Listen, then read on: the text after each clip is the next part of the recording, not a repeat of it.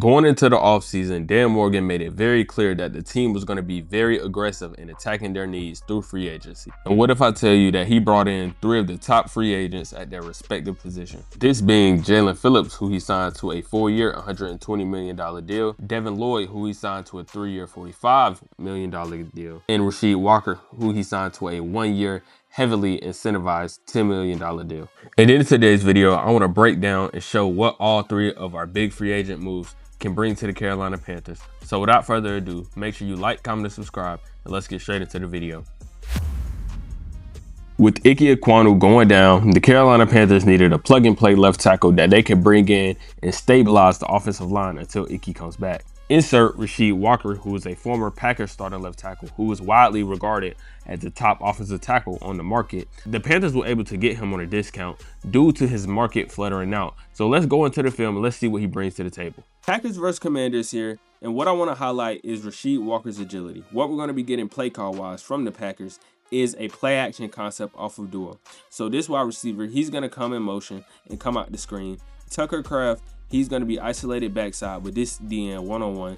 This right guard and right tackle are going to double team this IDL, and this left guard and center are going to double team here. Rasheed Walker, who's right here, number 63, what his job is going to be is to play this backside in over the tight end once Tucker Kraft comes on this slice block. We let the play run here. What we're going to be seeing is, I want you to talk about Rasheed Walker's first step. Boom. If we go back and slow it down, we see Rasheed Walker is already at the defensive end basically before he gets out of his stance.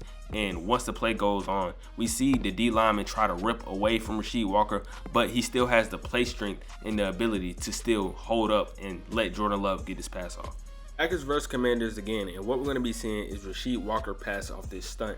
The Commanders are going to be in a very wide alignment on the defensive front. So Frankie Louvu, he's going to be in this wide 9. This defensive end, he's going to be eye level in a 6 technique lined up ahead of Rasheed Walker. And we're going to be getting the same thing from this defensive end on the right side. And Von Miller is going to be outside the tight end on his wide 9 technique. What they're going to be doing up front from the left side is they're going to be running this stunt up the on Jordan Morgan and Rasheed Walker. So Frankie Louvu, he's going to try to get Rasheed Walker to overset, and then he's going to come inside, while this defensive end, he's going to try to crash this. So he's going to try to get Jordan Morgan and Rasheed Walker to commit to him so that he can free Frankie Louvu up inside. But if we let this play run, what we're going to be able to see is Rasheed Walker and Jordan Morgan are going to be able to pass this stunt off effortlessly. Let the play run. Boom. We see Frankie Louvu takes a step inside, and Rasheed Walker's eyes is already inside at the defense end, knowing that it's a stunt, and he and Jordan Morgan pass this stunt off flawlessly, and Jordan Love is able to take 1 step left and throw off the easy dump off pass. Even with promising rookie edge rushers Nick Scoring and Princely Mamielin, the Carolina Panthers still ranked last in total pressures. Insert Jaelan Phillips, who brings along 73 total pressures just by himself. So let's go into the film and let's see what more does he bring to the Carolina Panthers. The reason that I have Jaelan Phillips as bringing disruption to the Carolina Panthers is off the simple fact that he is a play wrecker. What the Lions are going to be doing on this 3rd and 1 call is they're going to be trying to work this inside handoff to Jahmyr Gibbs, and they're going to be double teaming from the right guard and right tackle on Jalen Carter, who's in this 2 technique, and they're also going to be doing the same thing on the left side with the left guard in the center. They're going to be double teaming number 97 here. What Dan Skipper's job is, number 70, the 6th eligible O lineman, basically just another tight end, but they have the offensive tackle doing it. Dan Skipper's job, he's going to try and seal off Jaelan Phillips because the Lions are going to try to work these 2 C-gap insert blocks with Amon-Ra St. Brown and Khalif Raymond. He's going to come in on a motion, and they're going to seal off the linebacker and Cooper DeJean, who are going to try and fill the gaps that open up from the seal and the double team from the guards. So we let this play run here.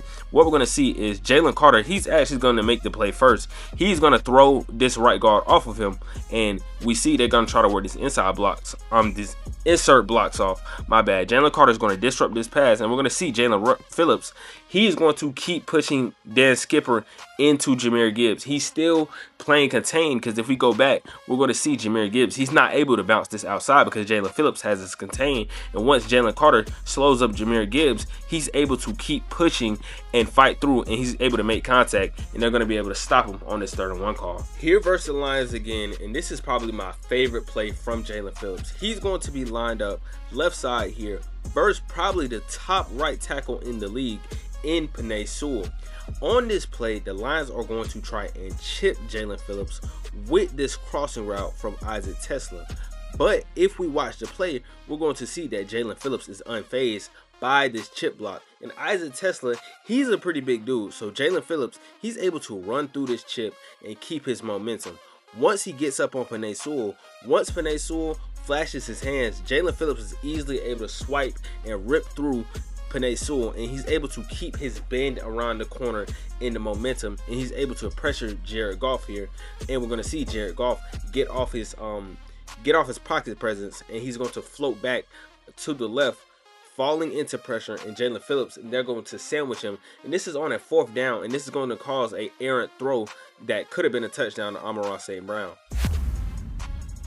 With very poor and very disappointing linebacking play in 2025, the Carolina Panthers had a very glaring need at the position.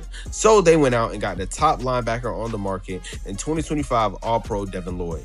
Devin Lloyd broke out in his 2025 season, so let's go see what skill set he brings to the table and how he can fully change this Carolina Panthers linebacking unit. Jaguars versus the Niners, and this play is probably what made me fall in love with Devin Lloyd. What we're going to be getting from the Niners from a play call standpoint wise is they're going to be trying to run this post wheel concept.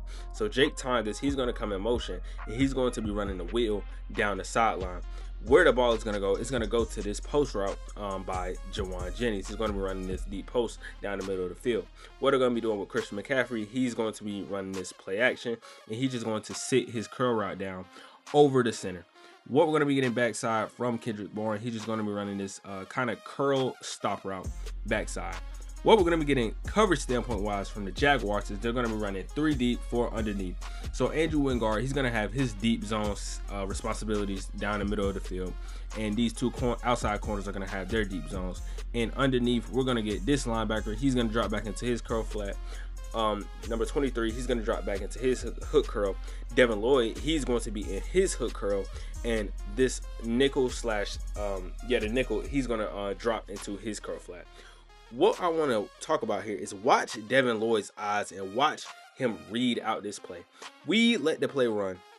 We're going to see they run the play action. We're going to see Devin Lloyd. One thing I do like about him is that he always keeps his feet active. He's never flat-footed and stuck in quicksand like some of our linebackers used to be.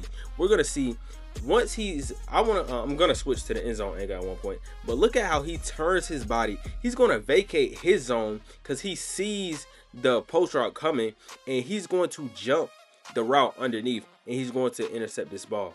Switching to the end zone angle, we're going to see Devin Lloyd has his eyes on Brock Purdy the entire time. Letting it run, we're going to see, look at him. Boom. He doesn't fall for the play action fake. He's dropping back into his zone, but he keeps his line of vision onto Brock Purdy, and once he realizes what's going on behind him, he's going to turn his body, vacate the zone, and he's going to undercut this pass. The ball is tipped, but whether it was tipped or not, he was probably still going to intercept this pass. And Thanks for tuning in to the video.